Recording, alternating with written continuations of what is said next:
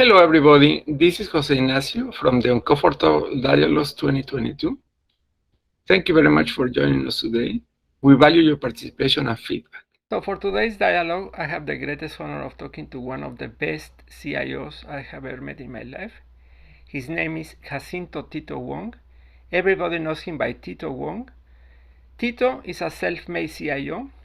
He is the former CIO of Canal de Panama, and he has been doing many other things among this phenomenal career. So for me, it's a pleasure to have you here, Jacinto, or better say, to have you here, Tito. How are you doing, my friend? Fine, doing very well. So Well, where are you currently today? I am right now in Panama, Republic of Panama, where I was born and I live here. Good, excellent. So are you close to the canal right now? Yeah. Close physically and close to my heart, yes. Yes, actually, that's a good segue. So how long were you working for ACN, or Autoridad del Canal de Panama? Question with two answers. I worked there for about 20 some years, and then I left the canal, and I was called back to deal with some issues related to the expansion of the canal. So I worked there for another 4 or 5 years. Wow, and the expansion was more like bringing the state-of-the-art technologies to optimize the way the canal will operate, isn't it?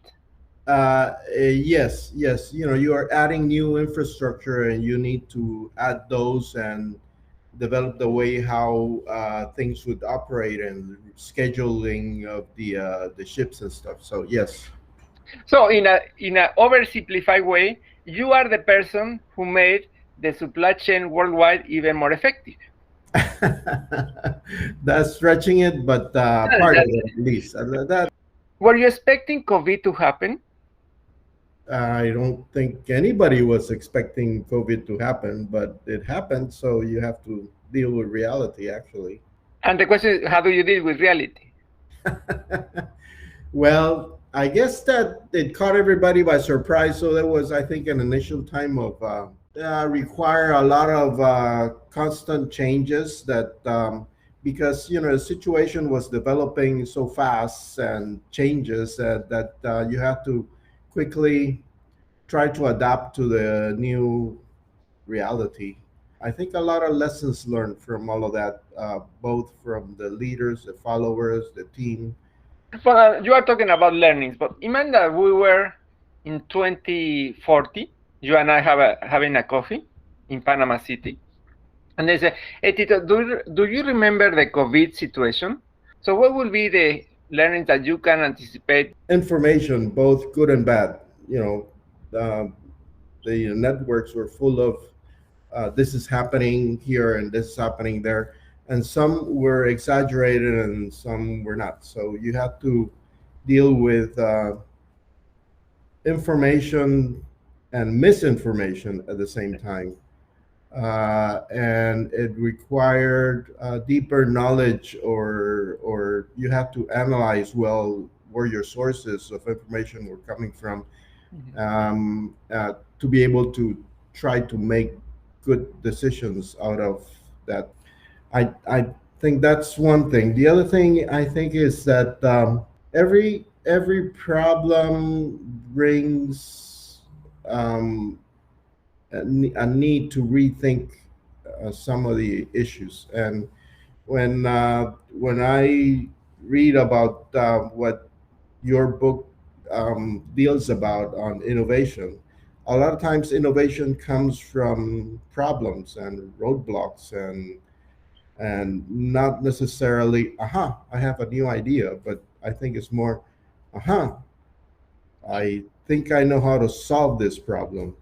So a lot of times when you see the problems and you get that aha moment that says, this is I'm solving this problem. Not necessarily the idea came from nowhere. So there were a lot of aha moments, I think, in this this pandemic brought.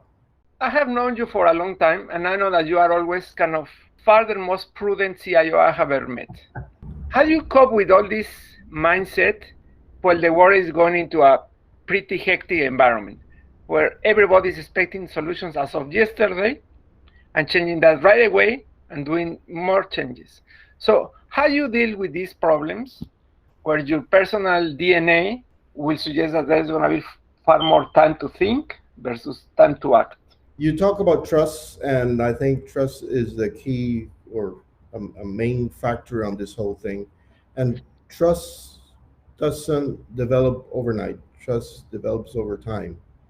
So, both the trust that the team has on you and the trust that you have on your team is very critical, I think, to deal with changing situations like this. Tito, I have another question for you. While these crashes are happening, what would you do if your boss tells you we have to do A, B, C, and that's the only way to do it?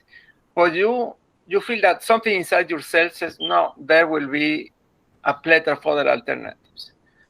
Would you see that people need to follow command, or is it okay that you can divert and challenge the status quo and propose a different alternative?